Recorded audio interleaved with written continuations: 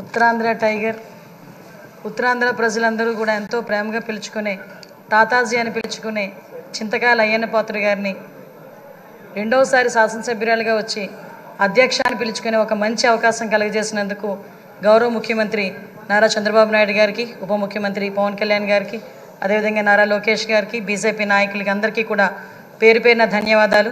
అదేవిధంగా ఈ శాసనసభలోకి నన్ను గౌరవంగా పంపించిన నా పాయకరావుపేట నియోజకవర్గ ప్రజలందరికీ కూడా ధన్యవాదాలు, నమస్కారాలు తెలియజేసుకుంటున్నా.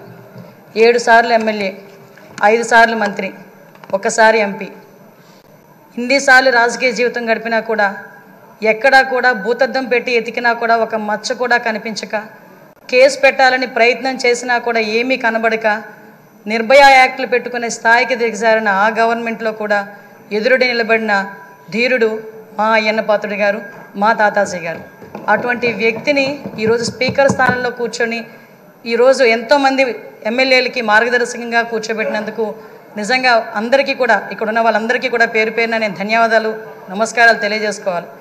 ఎందుకంటే అయ్యన్న పాత్రుడు గారు నా పక్క నియోజకవర్గం. ఎప్పుడూ కూడా గురువు గారిగా నేను రాజకీయాల్లోకి వచ్చినప్పుడు కొత్తగా ఉన్నప్పటికీ కూడా ప్రతి ఒక్క విషయంలోని కూడా మమ్మల్ని గైడ్ చేసి ఈరోజు ఈ పొజిషన్కి తీసుకురాగలిగారంటే ఆ రోజు అయ్యన్న పాత్రుడు గారు ఇచ్చిన స్ఫూర్తి. అయ్యన్న పాత్రుడు గారు 2004లో నేను నర్సీపట్నంలో ఒక టీచర్గా నేను ఉండేదాన్ని. ఎందుకంటే ఈ ఒక్క ముక్క చెప్పాలి, ఎందుకంటే ఈ ఎన్డీఏ గవర్నమెంట్ కానీ తెలుగుదేశం పార్టీ గవర్నమెంట్ కానీ ఒక సామాన్యులను తీసుకొచ్చి శాసనసభలో కూర్చోబెట్టి శాసనాలు తీర్చిదిద్దే విషయంలో ముందు కూర్చోబెడుతున్నారన్న విషయాన్ని తెలియజెప్పడానికి ఒక విషయం చెప్పాలి. 2004లో నేను టీచర్గా నర్సీపట్నంలో పనిచేస్తున్నా. ఆ టైంలో గౌరవ స్పీకర్ గారు అక్కడ ఎమ్మెల్యే. ఆ రోజు నేను వెళ్ళి మీకు బొకే కూడా ఇచ్చున్నా, మీ జన్మదినానికి వచ్చి మేము శుభాకాంక్షలు తెలియజెప్పడానికి యాజ్ ఎ టీచర్గా.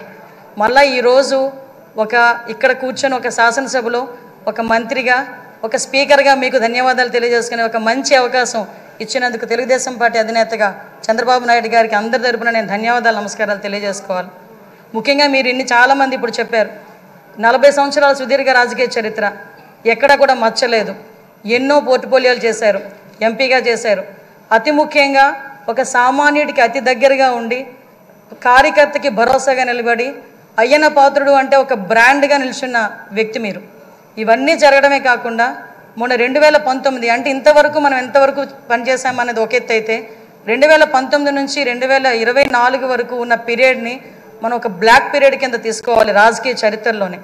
ఎందుకనంటే ఒక శాసనసభ నడిపించడం చేత కాదు, ఒక అడ్మినిస్ట్రేషన్ చేయడం చేత కాక ఒక నియంత పరిపాలనలో ఆంధ్రప్రదేశ్ రాష్ట్రం అట్టడుగుపోయిందన్న సంగతి మనందరికీ తెలుసు.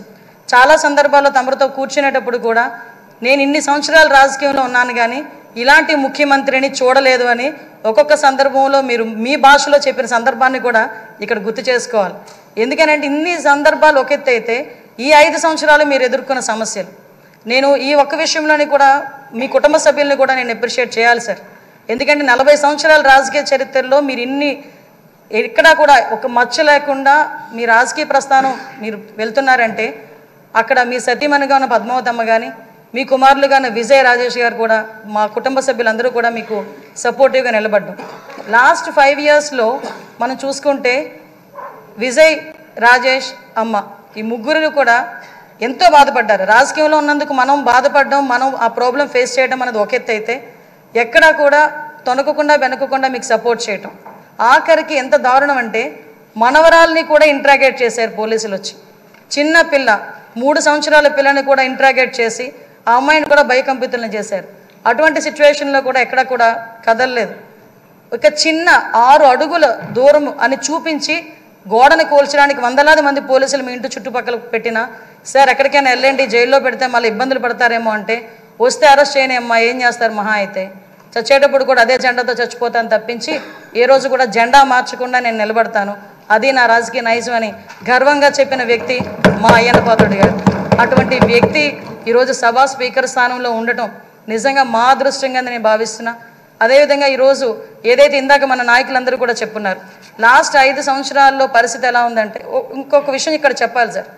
ఎందుకంటే ఈరోజు ఒక బీసీ నాయకుడిని, ఒక 40 సంవత్సరాల సుదీర్ఘ అనుభవం రాజకీయ అనుభవం ఉన్న ఒక నాయకుడిని సరైన పొజిషన్లో సరైన మనిషిని సరైన పొజిషన్లో కూర్చోబెట్టేటప్పుడు ప్రతిపక్ష హోదాలో ఉన్నవారు, ప్రతిపక్ష హోదా కూడా కాదు, మినిమం మా పార్టీ ఎమ్మెల్యేలు ఇక్కడికి వచ్చి పార్టీ సభ్యుల కింద మిమ్మల్ని కూర్చోబెట్టడం ఒక సంప్రదాయం.